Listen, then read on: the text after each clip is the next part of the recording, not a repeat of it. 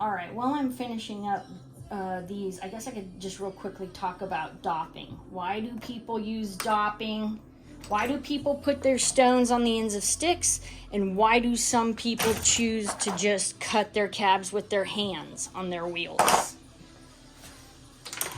Some people believe that you're not a true lapidary artist unless you cut your stones by... You're not a true lapidary artist unless you do it all by hand on the wheel. Well, guess what? My hands and my fingernails take a beating no matter, even though I use sticks. I can only imagine what my hands and my fingernails would look like. Because let me tell you something.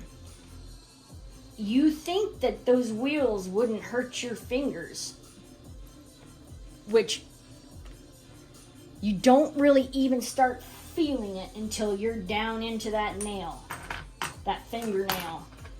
You gotta be real careful when you are using just your hands. Oh, the thought of it is one of those things that give me like goosebumps. There's no way I could do it. Plus, I feel like you're more efficient if you have your stick. If you're using a stick, like for me, or a nail, I feel like when I'm on that wheel, to have my strong thumb, my dominant thumb, to be able to use the strength of it to push that stone and to use it to shape that stone on that wheel, as opposed to 2 fingers and 2 thumbs and going around. Oh my gosh, that just seems so foreign to me. But maybe it's just because I started with dopping and I've always dopped. I just feel more in control when I've got my hand on the nail and I'm doing all the manipulation and shaping with my dominant hand. But when I first started, I used the wooden dowels and the acrylic sticks. You can get a rod of this at the hardware store, and you can buy these on Amazon in long rods, and then you can cut them yourself, or you can order them on Amazon already cut.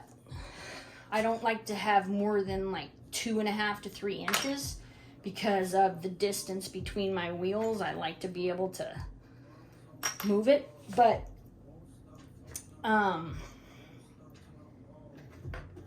the one drawback to using wood and the acrylic, and shoot, I've even used golf tees trying to find something that had a perfectly flat top.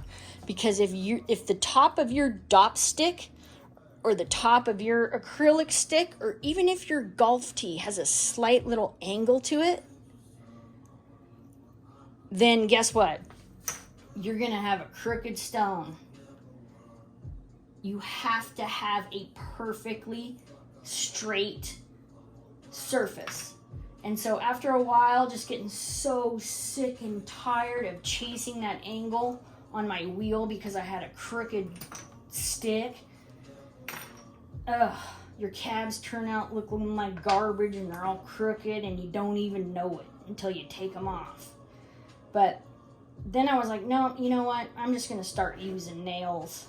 Nails seem to be like much straighter, blah, blah, blah, blah, blah. And even still, when I get a new package of nails,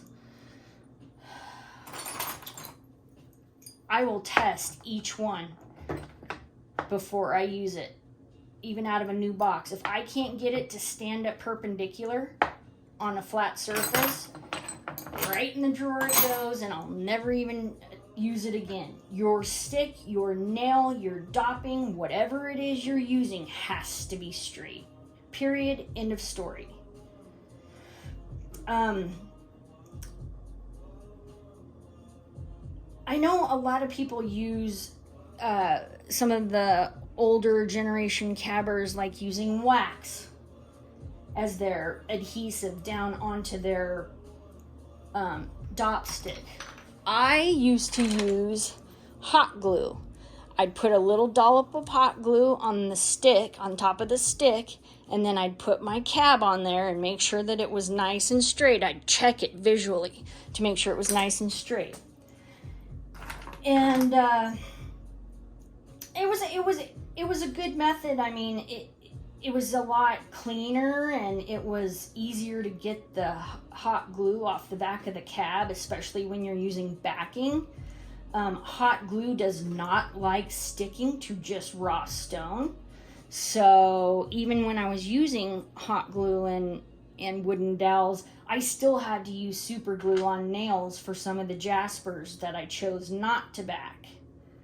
Because it will not stick to raw stone, which is another reason why a lot of people like to just stick with wax, because wax will. So I've used hot glue, but then now that I'm using nails, I'm just exclusively using nails and super glue. And to get them off, yeah, it's kind of a pain, not gonna lie. You got to take your torch to it. I've heard some people can take it to their freezer and then they freeze them off. I've never tried it.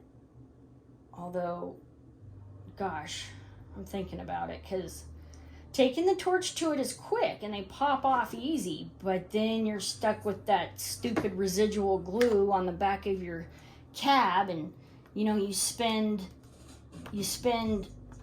all that time making nice cabs, and then the backside looks like trash. That's one thing I've always struggled with. But I need to get a flat lap. That's my next purchase, is a flat lap. All right, that's my spiel on backing and dopping.